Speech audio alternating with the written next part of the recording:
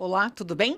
Que bom que você está aqui com a gente de novo no canal da Darbar Branding, consultoria SG Engajamento Estratégico.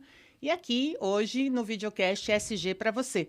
Questões sociais e ambientais no seu dia a dia. Essa é a missão desse videocast. Muitas vezes a gente vê essas notícias na TV, recentemente, mudanças climáticas, né, cidades que talvez vão sumir com água, e Dubai, políticas públicas. Parece uma coisa tão distante, né? A COP 30 é Belém, mas o que é COP? É Copa do Mundo, pera um pouquinho, Pelé, Neymar. Não, a gente está falando de outras coisas. A gente está falando do ESG, que são questões ambientais de environment, o S de social, e o G de governança, de gestão. Né? Então, a importância de uma boa gestão pública e privada e do seu dia a dia, para que o seu impacto ambiental e social seja sustentável e traga para as pessoas, para a sua família, uma vida plena e abundante. É isso que a gente busca aqui e que todo mundo está falando aí da sustentabilidade empresarial, do desenvolvimento sustentável e etc. E hoje aqui no SG para você, questões sociais e ambientais no seu dia a dia, eu tenho um convidado super especial, que é o Werner, que vai se apresentar daqui a pouquinho, que é sócio fundador de uma empresa RSU, Resíduos Sólidos Urbanos, e aí já está o spoiler, a dica, o que vai ser o tema de hoje. Vamos falar sobre resíduos, no popular, o lixo. Mas que a gente acha assim, mas o lixo tem muito valor, né? Ele é um problema, uma solução. Então, aí depende de um conhecimento, de entender o que está em jogo, de entender o seu papel, o papel do outro, porque, de fato, é possível evitar impacto negativo e trazer impacto positivo com geração de riqueza através do lixo, né? E aí, tem uns dados super importantes que antes de eu passar aqui para o Werner para começar esse papo legal aqui com ele, a gente já teve vários antes, e aí a gente vai falar aqui para você acompanhar e convido você a participar, deixar o seu comentário aí, etc. A gente pode rolar outras vezes, outros papos, já estou convidando o Werner aqui. O que acontece de resíduos? Eu vou até pedir para o Werner explicar essa questão resíduo, lixo, rejeito, né? É importante a gente entender essa diferença, mas também é importante a gente entender que o nosso consumo gera lixo. A gente vai lá comprar qualquer coisa, tem papelão, tem plástico, tem isopor, né? Roupa que não cabe mais e tal. É uma questão de consumo, de como você compra, de como você usa o consumo sustentável, mas também é uma questão de cidadania, porque envolve políticas públicas, envolve você ter um olhar de como o gestor público, como o legislativo está cuidando e as discussões que estão em torno dessa questão do resíduo e como é que você pode contribuir ou como você poderá ser afetado por isso. Seja você no seu dia a dia na sua família, seja você dia a dia na empresa, seja você dia a dia responsável por liderar uma organização. Então, é muito importante estar atento também a esse ambiente regulatório, né? E dentro disso, já fazendo a introdução aqui, queria contar para você, se você não sabe, que essa é uma discussão muito antiga. E sobre a perspectiva de políticas públicas, em 2010, depois de muita discussão com muitos atores desse ecossistema, né, do resíduo, da gestão de resíduos, foi lançada a Política Nacional de Resíduos Sólidos em 2010. Ou seja, estamos indo para 2024 e havia uma meta na época que era de erradicar os lixões, sabe o lixão, aquele lugar lá que você joga o lixo, fica céu aberto e urubu e tudo aquilo, né?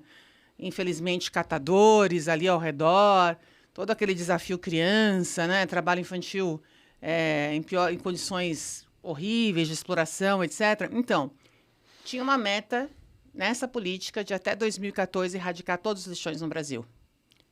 Não rolou, gente. Deixa eu contar para vocês, não rolou. Aí essa meta foi discutida 2024, então, hein, gente? Deixa eu contar para vocês também que não vai rolar. Né? Então, é importante a gente estar atento por isso aí, porque a gente está falando de um impacto absurdo em áreas contaminadas, saúde, espaços, né, que são utilizados dentro de centros urbanos que ficam ali prejudicados para literalmente enterrar lixo que poderia gerar riqueza, né? Estamos falando de 3 mil lixões ainda no Brasil, né, Werner? 40% das cidades brasileiras têm pelo menos um lixão. Isso a gente está falando da destinação do resíduo. Mas tem um outro elemento que eu vou pedir aqui para o Werner falar também, que é a destinação final, é o final do processo. Mas e antes e durante o processo? Que a gente está falando aí de tratamento do resíduo, para que de fato o que vá para lá seja o que não dá para ser utilizado mesmo, né? E mesmo depois, eu acho que dá até para utilizar alguma coisa. Por quê? Porque o resíduo, quando ele gera 4% dos gases de efeito estufa, que depois dá essa questão aí das mudanças climáticas, né? A questão da contaminação do solo, de saúde. Infelizmente, né, Werner, só no máximo até 2% do lixo gerado hoje, de fato, sofre, né, tem algum tratamento para, de fato, extrair valor desse lixo, né? Indo para reciclagem ou compostagem. E o que eu fiquei, sabe, Werner, o que mais chamou a atenção é que, imagina só, a gente gera muito lixo, né? As pessoas físicas, as pessoas privadas.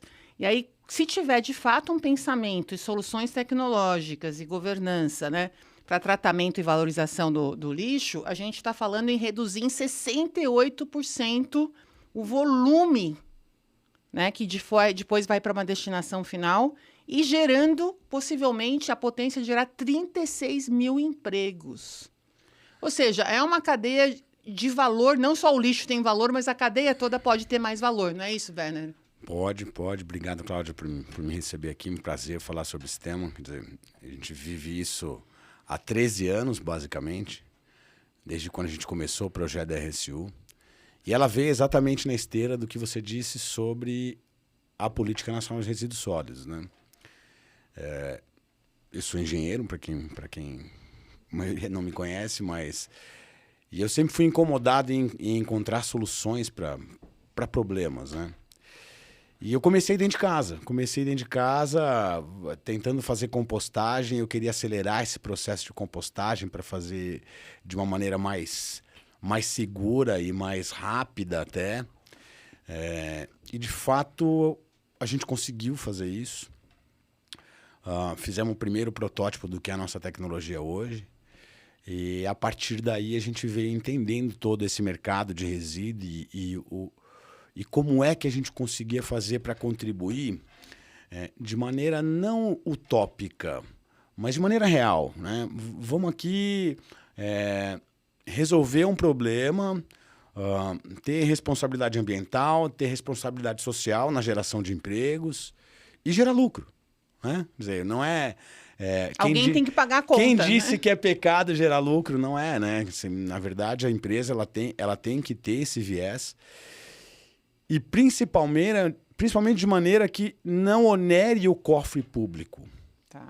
Então, acho que essa é a grande sacada desse mercado agora, que está engatinhando ainda, mesmo com algum impulso de política pública, como a PNRS, como os acordos das COPs, enfim. De alguma maneira, essa pressão ela está aumentando para resolver esse problema. E ele vem de um problema que a gente está falando de séculos, né? Quer dizer, a nossa prática é uma prática extrativista. Então a gente pega qualquer coisa do subsolo, principalmente, transforma isso em alguma coisa que vai virar um produto. Então, basicamente é isso. Só que esse produto ele chega ao fim. Eu conheço poucos produtos eternos até hoje, né? Mas esse produto chega ao fim. E aí, no fim, o que você faz? Não tem varinha do Harry Potter, né?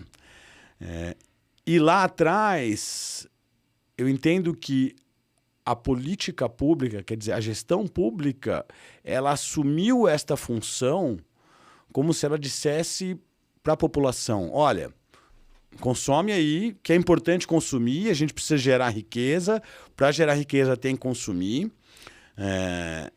Quando não usar mais, deixa que eu me viro. Tá. Resumidamente, foi isso que a gente viveu, foi assim que a gente acostumou a essa vida consumista, essa vida de a gente ter... que não pensar no que vai acontecer com o lixo depois que a gente coloca ele no saquinho preto e coloca ele na porta de casa, passa um caminhão ali e simplesmente como mágica ele desaparece. Não, ele não desaparece. Ele vai acabar, na melhor das hipóteses, em um aterro sanitário, que não é a melhor das hipóteses. Aterro sanitário tem, sim, muito problema. Eu já tive essa discussão com o pessoal de aterro, principalmente. É ambientalmente correto? Pode até ser quando você não tinha uma solução. Tá. Mas não dá para se prender a isso, porque a gente realmente não tem mais espaço, nas grandes cidades principalmente, não tem mais espaço para fazer um novo aterro sanitário e ficar. É como se tu pegasse o lixo da tua casa e colocar debaixo do tapete. Em pouco tempo, você não tem mais tapete. Né? Você não tem mais aonde colocar. Você vai ser sufocado pelo lixo. Então, isso é basicamente o que acontece com a gente hoje. A gente veio dessa prática extrativista e consumista para aterrissar em um grande problema ambiental. Um grande problema ambiental. Do ponto de vista de mudança climática, é mais alarmante do que apenas os 4%. Saiu, inclusive, um estudo recente envolvendo a NASA até, captando emissões dos aterros sanitários, emissões de metano dos aterros sanitários. E mesmo os aterros que têm geração de biogás com metano, os aterros mais modernos, ainda têm um grande problema de fuga de metano entre 50% e 70%. Quer dizer, é muita coisa e a gente tem que mudar. Então, a gente tem que mudar. O gestor público ele tem tentado, não vou culpar o gestor assim, de maneira geral, porque tem muitos competentes que estão buscando soluções, mas tem que ter a participação também de quem gera o lixo. Uhum. Todo mundo gera lixo. E é um dado interessante que, se você pegar a média global, cada um gera 1 quilo de lixo por dia. Nossa. É muito lixo. Se você ficar pensando, mas eu não gero tudo isso, gera. Gera, não tem jeito, com a sobra da comida, com a embalagem que você descartou, com o papel higiênico, com o absorvente, fralda, enfim. Copinho plástico. Tudo isso é geração de lixo e se você realmente colocar isso num saquinho e depois pesar, você vai ver que na média diária vai dar isso aí. Grandes cidades até geram um pouco mais, tem cidade já chegando a 2 quilos por habitante. Uau! E as cidades um pouco mais ou menos abastadas, vamos chamar assim, tem um pouco menos de geração, porque talvez tenha um pouco menos de controle.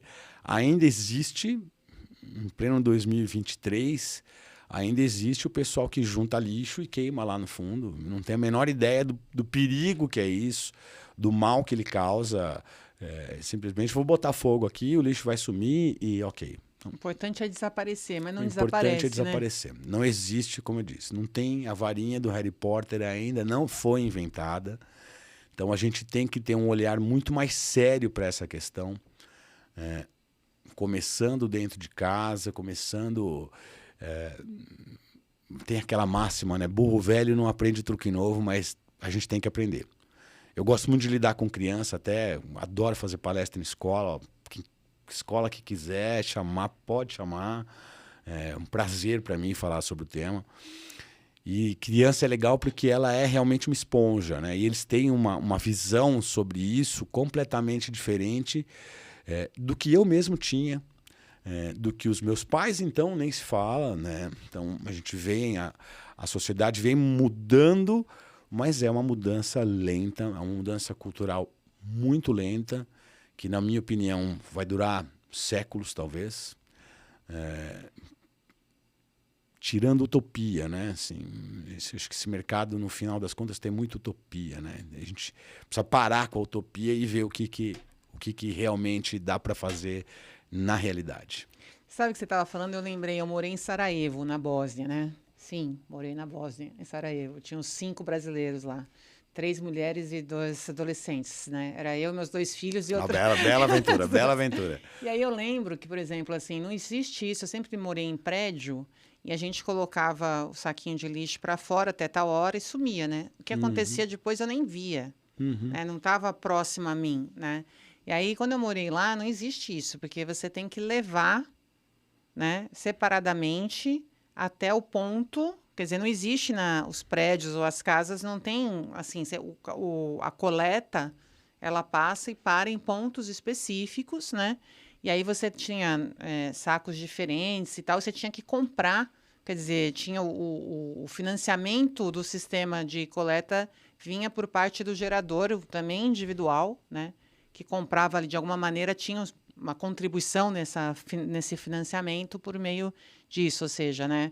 Se eu gero, eu também tenho, de alguma maneira, uma responsabilidade do que vai acontecer com isso que eu gerei, né? Mas eu te escutando, eu queria fazer uma pausa só, porque às vezes, porque eu já trabalhei nessa área, né? Trabalhei por 12 anos, né? Com a questão de engajamento, responsabilidade social corporativa, relacionamento e comunicação. E aí, você começa a entender, né? E é um sistema com muitos atores, né, Werner? E assim, em muitos passos, né? E eu acho que requer um grau de maturidade, que é o que você está falando, e provavelmente um planejamento de transição. Com né? certeza. E aí eu queria só falar para você que nos ouve, então assim, você vai lá, você compra alguma coisa, como o Werner estava falando. Nesse processo produtivo dessa coisa que você está comprando, lixo foi gerado. Né? Esse é um lixo industrial, né? Etc. Aí você compra, aí você leva para tua casa, daí você consome, acabou, né? Ou não usa mais, ou quebrou, né, um celular, ou a roupa não cabe mais, ou você não quer mais, né? E aí você faz o quê? Você pega o celular, joga no lixo, né? Ou você junto ali com o plástico, junto com o saquinho de pão, né? Junto com o papel higiênico, vai juntando tudo ali.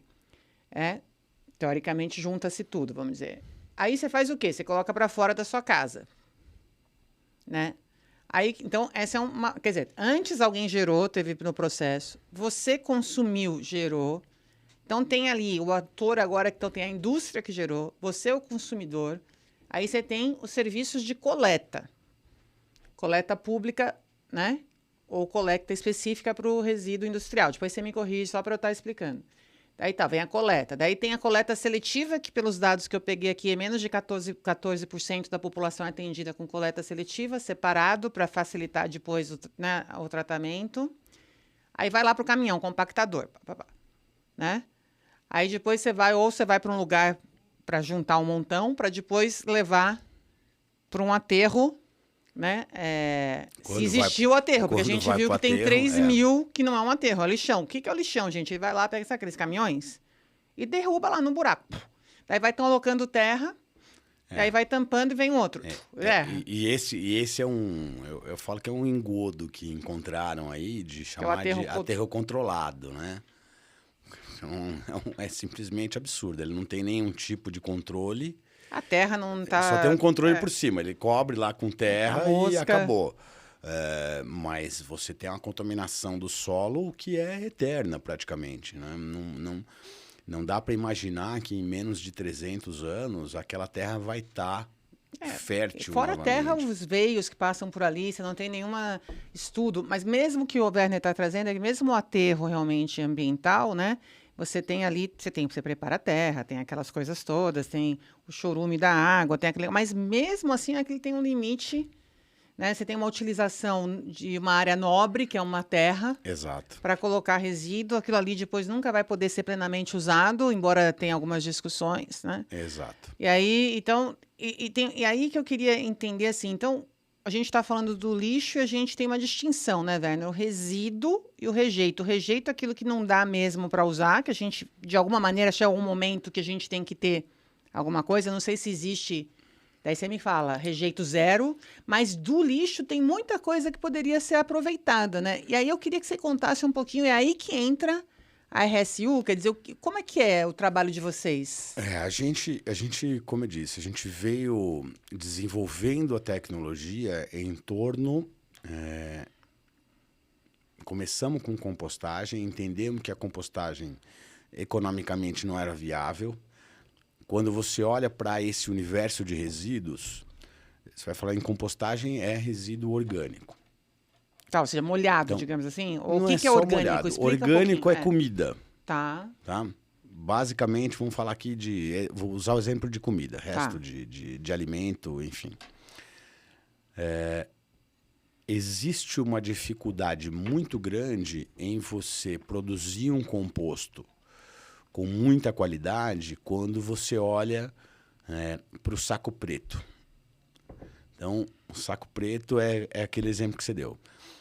A gente chama de bonequinha russa, né? Porque é o saquinho do banheiro que vai dentro do saquinho da cozinha, que depois vai para um grande saco na lavanderia. Então, você tira um saco, depois outro saco. Você tem 3 camadas de plástico ali parece loucura.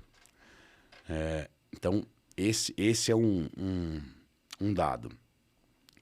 Quando você junta toda essa massa, você tem um problema de contaminar os recicláveis, porque o material é reciclável. Se pegar qualquer tipo de PET, por exemplo, ele pode ser reciclável? Supostamente pode. Só que, para reciclar, você precisa lavar. É consumo de água. Aí você tem o consumo de água. Então, as contas, elas começam a se tornar utópicas se você não cuidar, olhar para toda a cadeia. Né? Então, se você olhar para toda a cadeia, vamos pegar aqui um exemplo muito recente, que o pessoal acho que vai saber bem. Desabou a mina lá de Mariana. Né? Não, da Vale, né? Sim, da Vale, sim. O que era aquela... Não era mina, era... Isso, o aterro, né? Não era bem um aterro, era um dique, vamos chamar... Uma represa.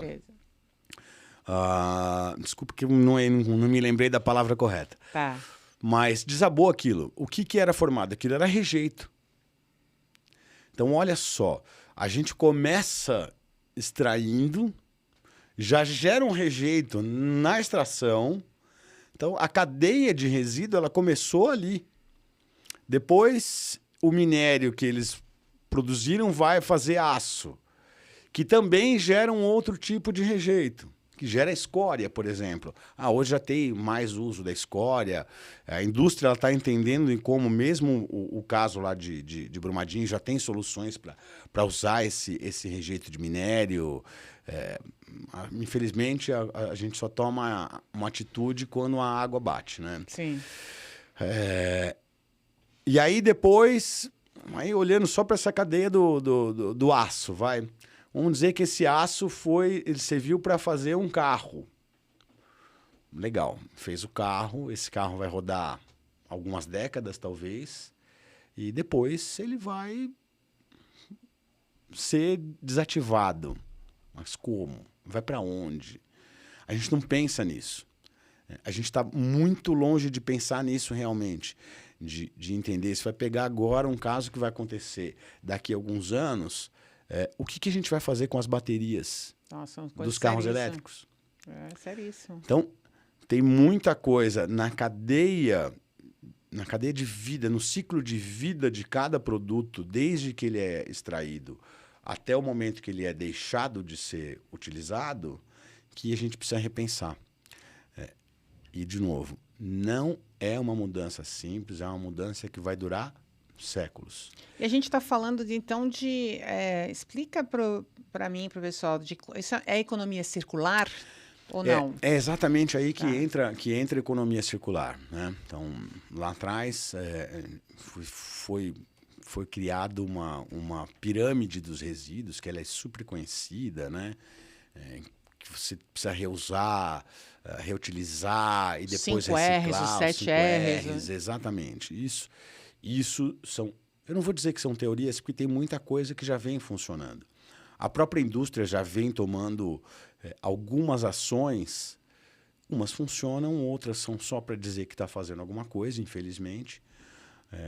O pessoal precisa reportar nos relatórios agora... tem lá o Easy, todo mundo precisa reportar ESG e, de maneira criativa, alguns colocam alguns números lá que, nossa, parece ser muita coisa, mas quando você vai olhar realmente o problema a fundo, é muito Toca mais só complexo. a superfície. É só superfície. É realmente a ponta do iceberg. Eu diria que é um cubinho de gelo dentro de tudo aquilo que a gente faz, que a gente gera, etc. Então, tem muita coisa acontecendo, mas a gente precisa de mais. E aí, olhando exatamente para essa cadeia de valor, é que a gente foi desenvolvendo a RSU ao longo de todos esses anos para se pensar em rejeito zero, né? Quer dizer, como é que eu consigo aproveitar, olhando para o que a gente chama de resíduo classe 2, que é o residencial, olhando para isso, como é que a gente conseguia reaproveitar tudo, e a gente realmente encontrou uma solução. A solução já está funcionando, a gente tem uma planta funcionando da RSU, e estamos em franca expansão agora, legal, muito legal. Mas a gente também tem uma capacidade, não vamos resolver o problema todo do mundo, nem tem essa pretensão, né? É muita coisa para se fazer. E aí depende, de novo, de cada um começar a criar essa consciência, né? Ajudar o gestor, como eu digo, eu não consigo culpar 100% dos gestores, porque eles têm uma dificuldade de encontrar a solução, e em um mercado que praticamente não existe, ser um gestor pioneiro também é um risco. Assim. Eu falo que por trás de um panfleto, de um santinho de propaganda política, tem um CPF. E por mais que a gente diga que mas nunca acontece nada com o gestor, não é bem assim. Esse cara ele vai ter que responder, ele vai assinar um contrato com uma empresa X ou Y, mesmo que venha de maneira republicana, com licitação e etc., como tem que ser. Se acontecer algum problema, é o CPF, é a pessoa física que está por trás ali, que está assinando. Então, é super complexo para eles começarem a tomar essas decisões, e decisões que realmente funcionam. Eu acredito que a gente ainda vai viver, como tem vivido, aquela história de tentativa e acerto, ou tentativa e erro, mas o caminho ele já vem mudando, né? A gente tinha essa expectativa em 2010, quando a gente começou, e de fato ela só aumenta.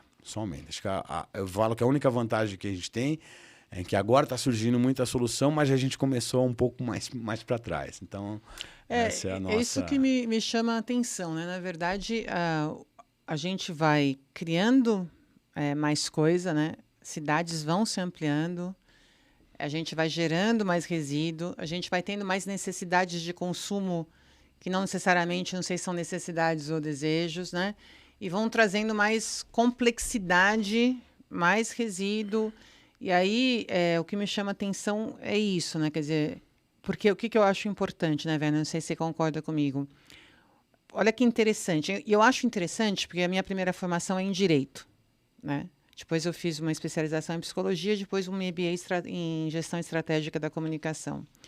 E eu acho interessante essa coisa de direitos humanos, que era uma área que, né, eu acabei me envolvendo e fui indo a partir daí, que a gente tem as pessoas que estão discutindo, né, inteligência artificial para fazer alguma coisa ou mudar para Marte, né, e a gente tem a pessoa que está matando o tatu para conseguir comer, né? Então, assim, a gente a gente tem aí os direitos humanos que falam, né, de primeira geração, segunda geração, terceira geração, quarta, quinta geração.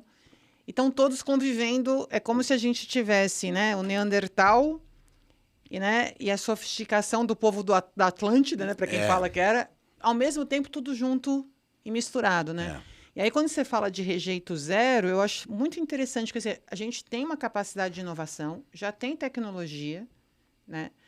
Mas, ao mesmo tempo, a gente tem 3.000 lixões contaminando e tal. Então, de fato, é importante que eu acho que você entenda é que não tem solução mágica e requer planejamento e requer transição. Né? Então, assim, não dá para esperar ter a solução perfeita do rejeito zero e deixar 3.000 lixões contaminando água. Não é isso? Tem que... E, de fato, é o seguinte, não é a caneta que vai resolver.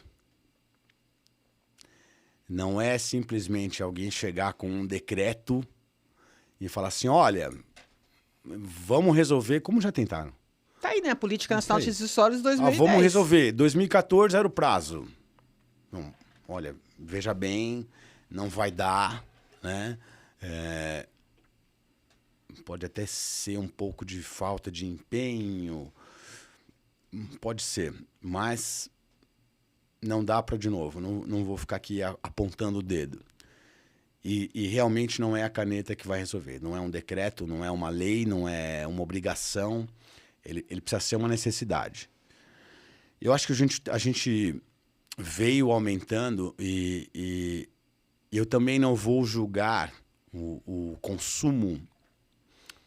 Pode ser exagerado, mas a gente criou esse hábito e esse hábito ele acaba sendo necessário. Eu vou dar um exemplo.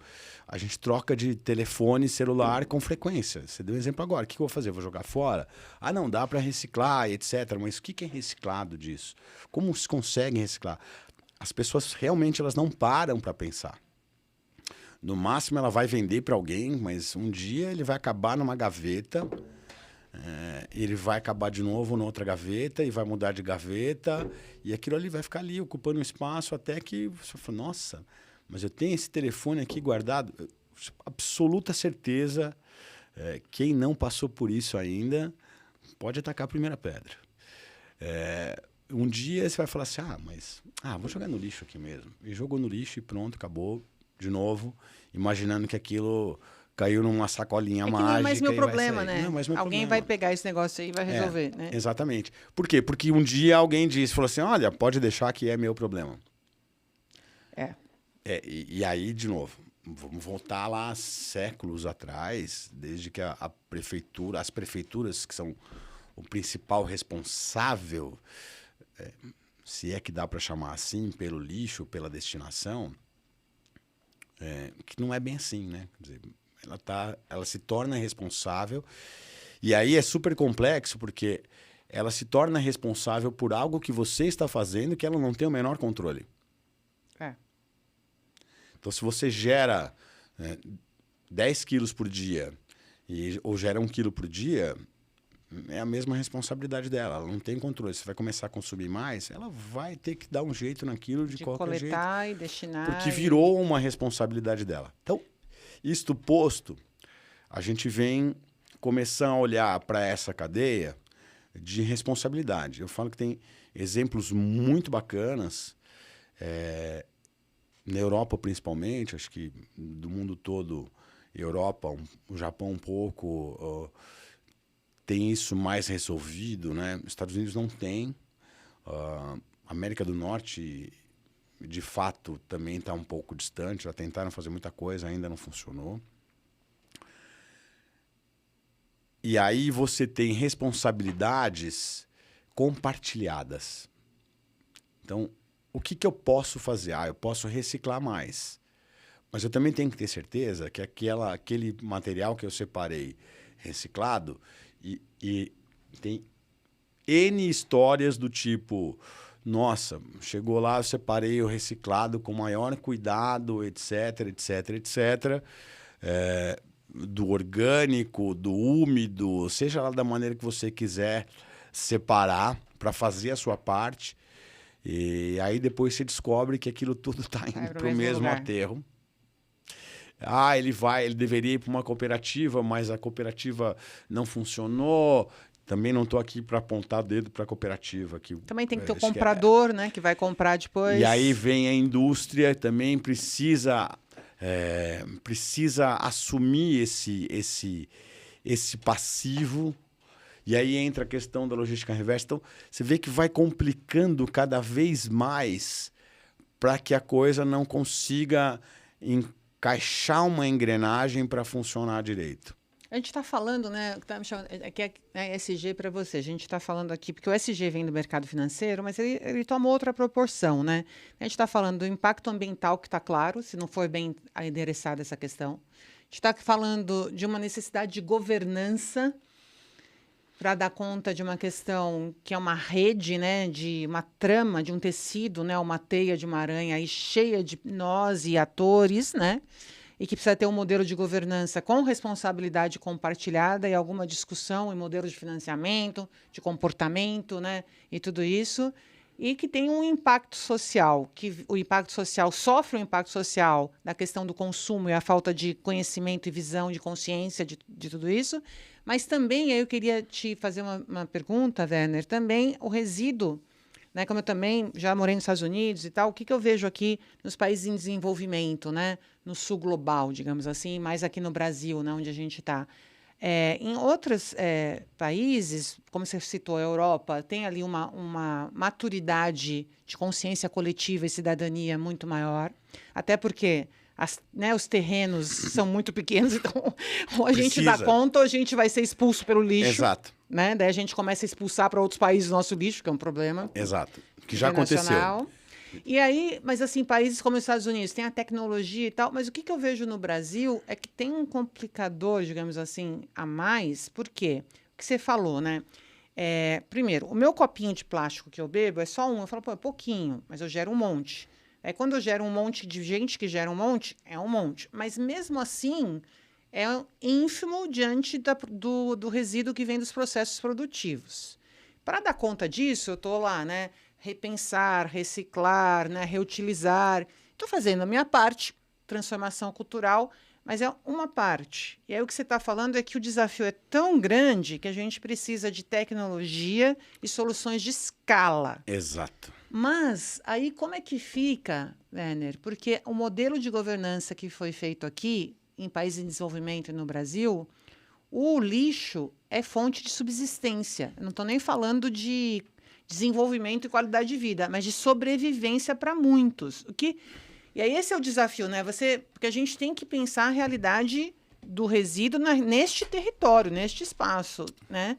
Como é que é a RSU? Como você enxerga isso, a RSU? Porque, assim, tem os modelos de cooperativa, tem os modelos... Mas como é que é feito a questão da inclusão social de uma pessoa que sobrevive do lixo e você está falando de um mercado que está em ampla profissionalização, trazendo tecnologia?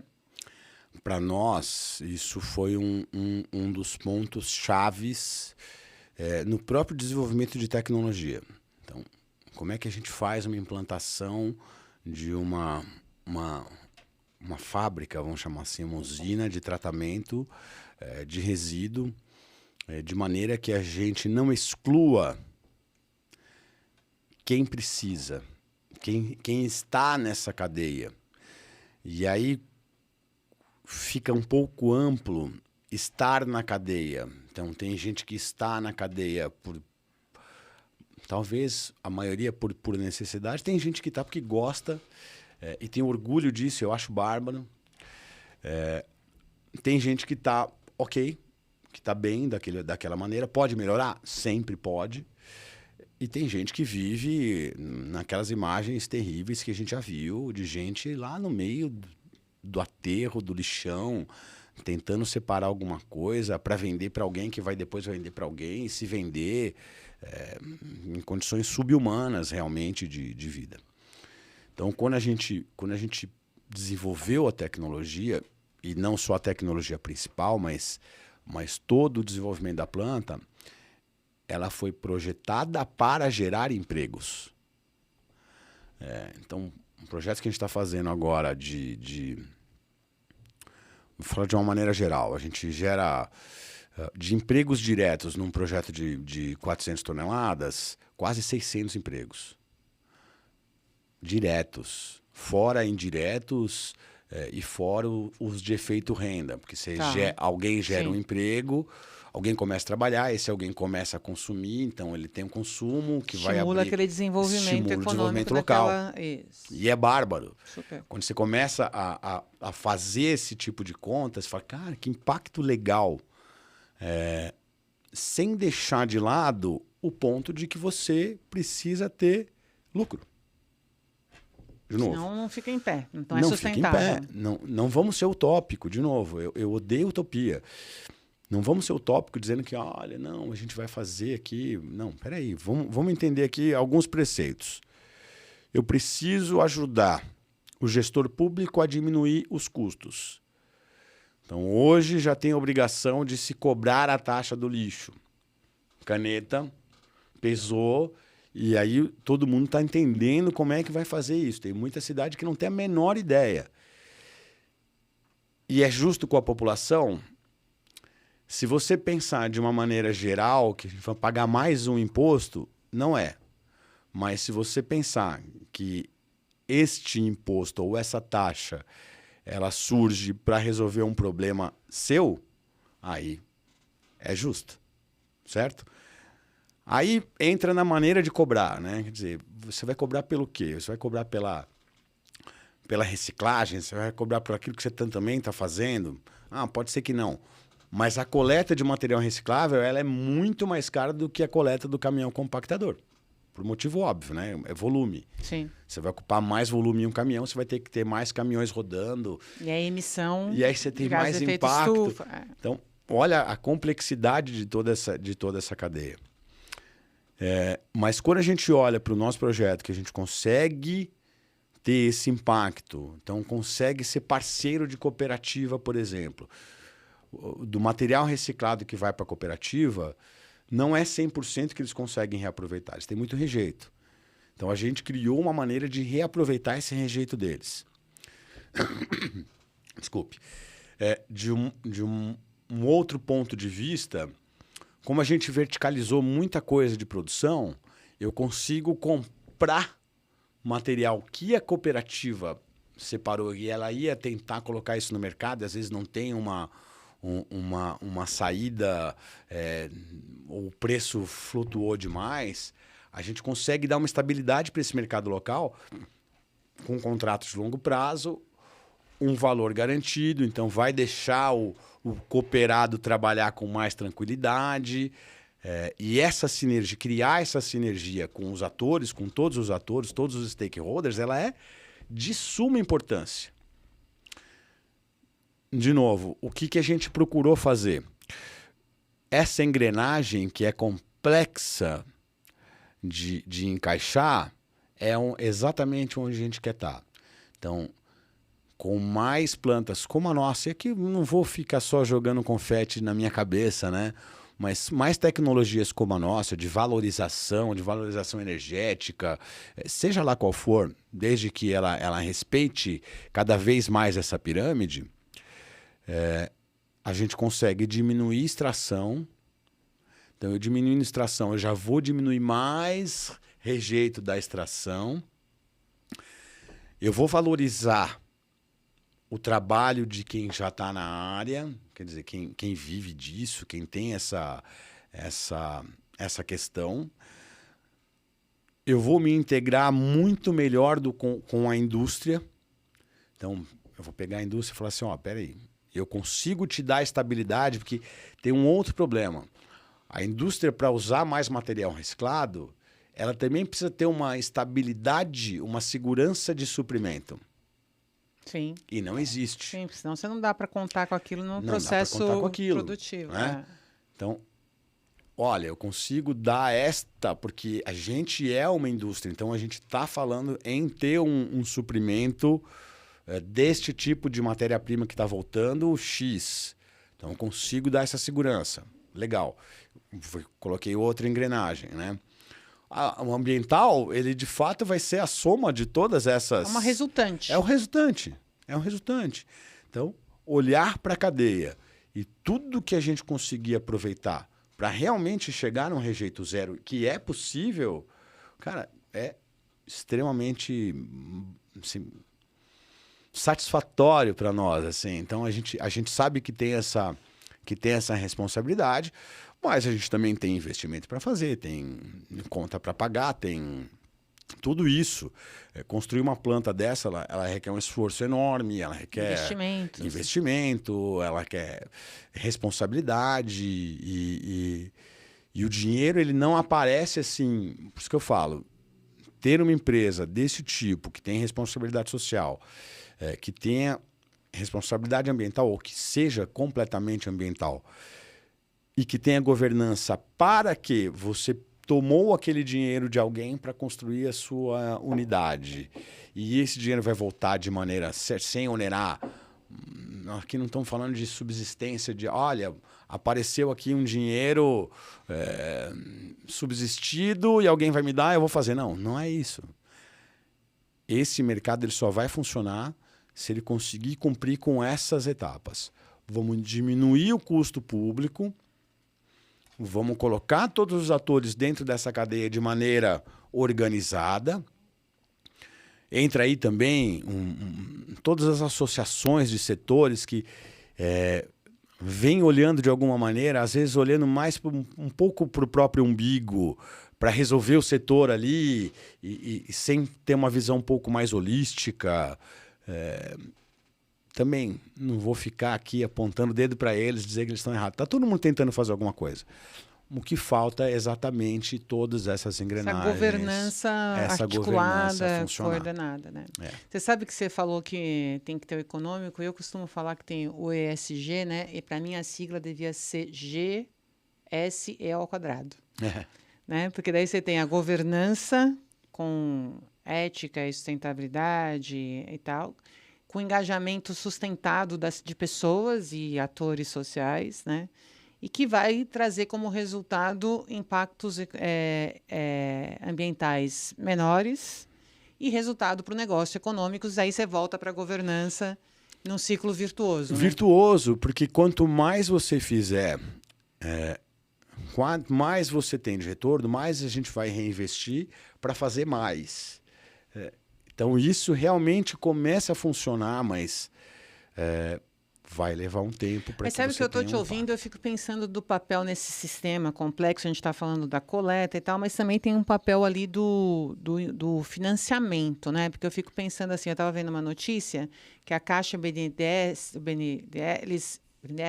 eles colocaram aí quase 6 bilhões de recursos para consórcios municipais para tentar fortalecer pequenas e médias cidades, né? Para erradicar os lixões. Ok? A gente está naquela fase 1.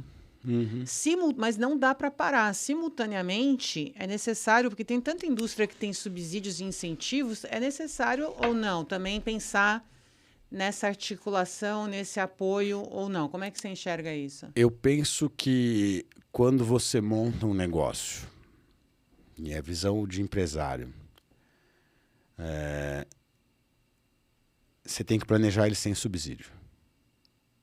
Você tem que planejar ele como se você tivesse a sua responsabilidade, você realmente o tem, de pagar os impostos, de ajustar a sua tarifa que seja ao mercado, de ser mais eficiente para ter esse ajuste e continuar sendo uma empresa lucrativa. Acho que esse... Muito se discute a questão das finanças sustentáveis, não necessariamente subsídios, mas o investidor ou não. Como tem um player aí nisso, não? Existe muita gente interessada. Tá. A gente está exatamente vivendo esse momento agora de captação, de financiamento. Isso, existe muito dinheiro disponível no mercado. Mas é aquela história do risco. No final das contas, todo mundo olha para o risco. Então, quando você pega um mercado que é praticamente virgem, o banco ou o fundo de investimento, ou seja lá quem for, né? até inclusive o próprio governo, ele é completamente avesso ao risco. Tá.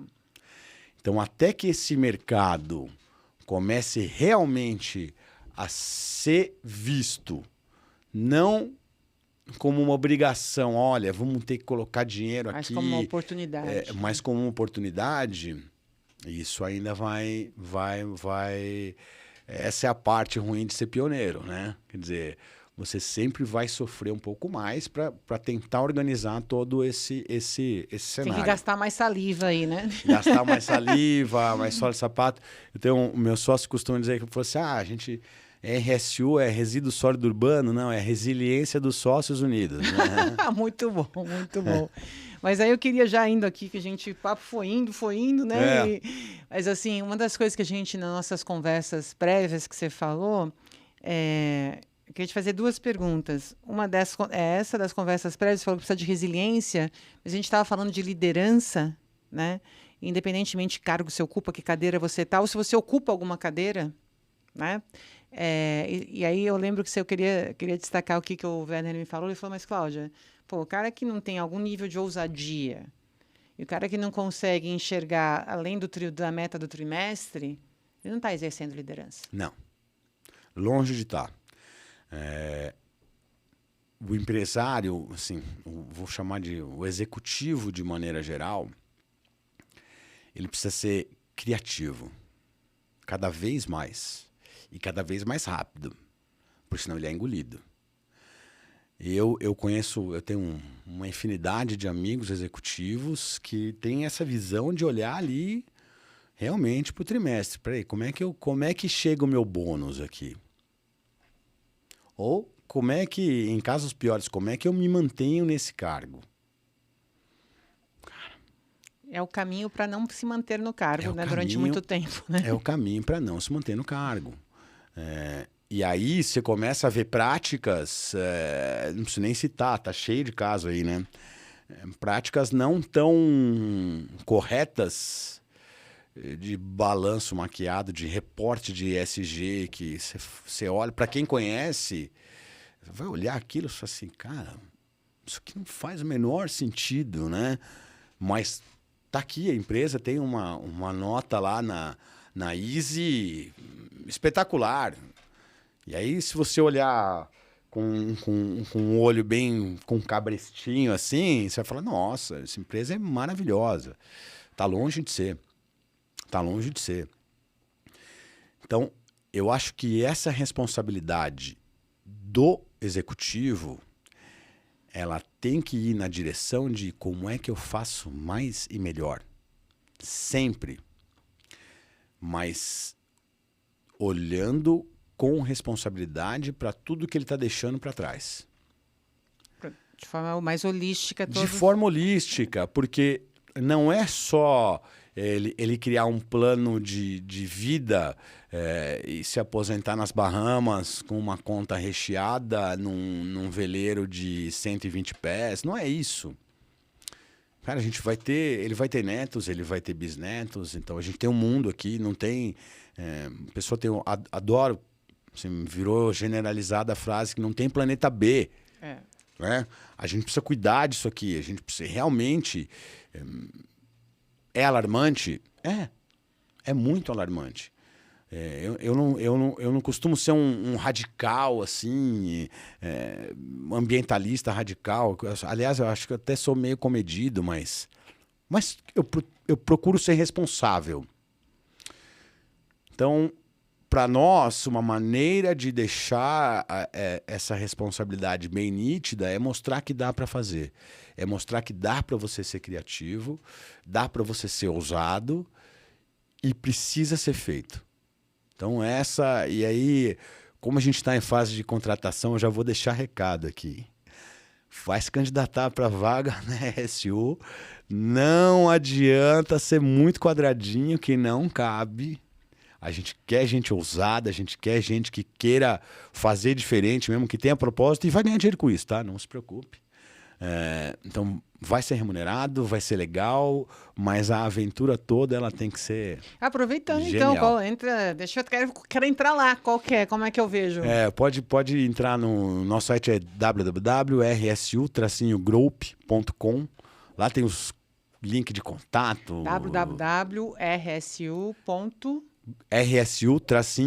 o hífen Group. Group, GROUP.com.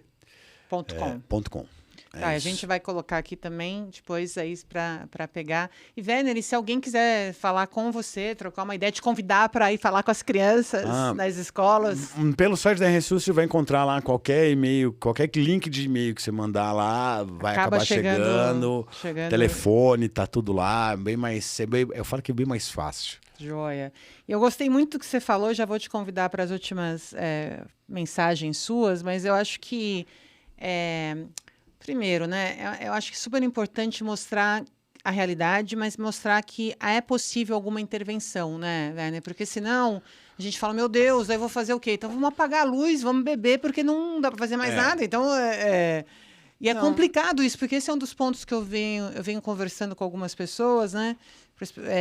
Como assim, a gente tem que tomar, como profissional também de engajamento e comunicação, a gente tem que tomar cuidado com algumas narrativas, porque, ok, você tem que falar a realidade, entendendo que a realidade tem várias perspectivas, né?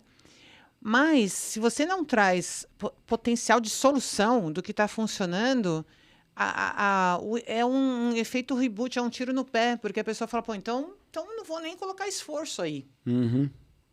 Né? Você tem toda a razão. E eu acabei de falar, né? Assim, eu odeio ser alarmista, né? Não é essa visão. A visão de ser alarmista ela é a pior possível. Porque ela vai gerar exatamente esse sentimento de tipo, não tenho o que fazer. Aproveitar a vida é o que dá. Segue o jogo, né? Eu acho que eu costumo falar, você é otimista, realista, pessimista, você vê o copo cheio, vê o copo vazio, eu vejo o copo como ele está, entendeu? Exato, não tem outra possibilidade, né? Então, o que eu penso é o seguinte, tem solução. Eu ouso dizer que acho que existe solução para quase todos os problemas do mundo, até porque se existe um problema, alguém foi o causador deste problema, né? Ele não nasceu do nada. Uma ação tem sempre uma reação que vai gerar um efeito positivo ou negativo. Ou os dois ao mesmo tempo. Ou os dois ao mesmo tempo. Pode ser positivo para um e negativo para outro. Tem solução.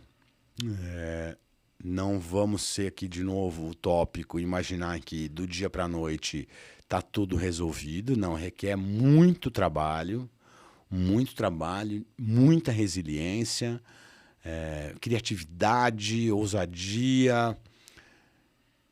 E eu acredito muito que esse mercado ele deve finalmente começar a mudar. A história das COPs, elas ajudam a mexer um pouco com a cabeça das pessoas em relação a isso. Tem muita gente que ainda não acredita em mudança climática, mas ela está aí. E aí, mesmo a gente tirar o problema da mudança climática, essa cadeia toda de resíduo, ela é extremamente complexa nos impactos, né? Como você disse. Hoje já tem, por exemplo, cidade viajando com lixo 300, 400, 500 quilômetros. Imagina o custo disso, além da questão a maioria, da emissão. E pensa no seguinte, a maioria das pessoas que gerou este lixo não viajaram talvez mais de 100 quilômetros longe de casa. O lixo viajou mais do que elas. Parece loucura, mas é verdade. Não tem mais espaço para a gente fazer aterro, tá? Não tem... Próximo dos grandes centros não faz sentido. E a gente tem que ter na cabeça que um aterro, por mais que ele tenha o maior controle do mundo, ele ainda vai ser um problema. Um problema imobiliário, porque ninguém quer morar perto de um aterro. Olha, vou construir aqui um bairro novo nessa cidade que está crescendo linda, mas aqui tem um aterro. Qual o valor imobiliário daquela terra? Muito baixo. Então, ninguém quer ter essa experiência, né? Experiência ruim. E o gestor também não. Porque o cara está ali cuidando da cidade dele, cuidando do crescimento, trazendo investimento, trazendo indústria para que tenha pujança, né? Quer dizer, para que a cidade seja legal. E aí, de repente, ele pega uma área ali e coloca um aterro. Mas isso aqui vai durar 30 anos. Não, peraí. 30 anos está ali. Se eu olhar 30 anos atrás a minha vida, eu acho que eu lembro, mas parece que foi ontem. Sim. Né? Sim. Então, 30 anos passa muito rápido, 30 anos é um impacto que vai ficar para... E vai ficar, né? 200 anos. Então, não é só os 30 anos que o aterro vai ser lotado. Quando dá 30? E muda também todo o outline, né? Porque você vai adquirir aquela montanha e tal, né? Então... Não tem mais sentido esse tipo de solução, não tem mais sentido. Eu digo assim, entre 3 mil lixões, se a gente conseguir, se até 2024, ter 3 mil aterros, putz, já estava legal, porque pelo menos reduz. Mas não dá para parar aí. Eu acho que essa é a questão. Você tem que pensar... A ideia é você... Acho que é um planejamento de fases, né? Cláudio, eu adoro falar isso para o pessoal que a gente chama chamar de concorrente, vai. Tem espaço para todo mundo. Em um mercado do zero, tem espaço para todo mundo. Não estamos aqui pregando que a gente vá fazer algum tipo de acordo setorial para dividir, porque também acho que isso é terrível para qualquer mercado. Vamos competir. Vamos tentar ser eficiente, cada um olha para o teu negócio e seja eficiente para ter mais mercado. E é assim que funciona. Governança compartilhada e é assim que funciona em qualquer segmento e é assim que tem que funcionar, né? O capitalismo não fui eu que inventei, mas ele é isso. Você tem que ser eficiente, você tem que ser melhor, você tem que fazer com um custo menor, de uma maneira que o mercado vá evoluindo, que você vá conseguindo ter soluções e cada vez mais soluções para que o problema que a gente está resolvendo seja... Acho que está o ponto aí, tá, né, Werner? Acho que o problema que a gente está resolvendo, né? Então, eu acho que esse que é o que não pode perder de vista, porque não. assim, então, eu acho que são vários, porque o problema que a gente está resolvendo é um problema mais amplo. Uhum. Não é o meu trimestre. Então, eu acho que é isso, né? Não perder o foco da questão alvo. Eu tenho vários problemas que eu vou resolvendo ao longo do caminho, mas a minha questão alvo, que justifica até o meu negócio... Exatamente. Eu não posso perder de vista a questão alvo, né? Não pode perder, sim. Mas também não pode se trancar numa caixinha dizendo que eu sou uma indústria que fabrica copo. Só para citar um exemplo aqui mais próximo, vai. Como é que é a minha cadeia? O que eu estou fazendo aqui ao longo da cadeia? Como é que eu posso ser melhor? Todo mundo pensa nisso. Todo mundo tem que pensar nisso. Mas dá sempre para ir mais além. Sim. Sempre dá. Sempre dá. Então, tem muita iniciativa hoje até de conectar empresas grandes com startups que são mais inovadoras. A gente passou por esse processo e ele foi fundamental para nós aqui. Vou até agradecer o pessoal da Ambev, que é nosso parceiraço, que mudou a história da nossa companhia. Assim. Então, isso para nós foi muito, muito legal. Tem esse tipo de incentivo, tem essa história de você querer fazer diferente e juntar as duas coisas. Eu quero um mundo melhor, eu quero deixar um legado, como é que eu consigo fazer isso e como é que eu consigo fazer isso olhando para o bônus no meu trimestre. Total. É aquele ganha-ganha, né? Ganha-ganha. Então, ciclo virtuoso. Dá para fazer. Dá para fazer. O que as pessoas não podem, o que, de novo, os executivos não podem fazer, o que os gestores públicos não podem fazer, é só pensar no curto prazo. Então, o gestor ele vai pensar só na próxima campanha, como é que ele vai ter um novo cargo, ou vai ser reconduzido ao cargo, seja qual cargo for. O executivo que vai tá se preocupando com o bônus desse ano, mas ele esquece que o ano que vem, cara, tá aí, virou a esquina, é o ano que vem. Então, se ele começar a plantar algumas coisas este ano, para que daqui 2 anos ele comece a ter, ele tem que ter essa visão de longo prazo. Ele é inevitável. E olha porque ele está deixando de história. Uma vez eu ouvi falando que você quer saber o que é sustentabilidade? É assim, quando você estiver diante de um cenário que você fala, pô, não dá. Ou é isso ou é aquilo. Onde fortemente você acha que existe um ou, tipo, não dá. Ou é o curto prazo ou é o longo prazo. Não, ou é o dinheiro ou as pessoas. Não, ou é o meio ambiente ou é o progresso econômico. Não, onde você fortemente tem um ou, é um convite a sua capacidade criativa e intelectual. Perfeito. Para você colocar o E possível. Perfeito. Sempre é. E sempre tem um E possível. Talvez não seja o ideal, mas um E possível e amadurecendo, né? E sempre é possível. Sempre é possível. Sempre é possível você pensar de maneira diferente. A reunião não está dando certo? Volta outro dia. Deixa as pessoas pensarem. Né? Pausa. Sai do foco.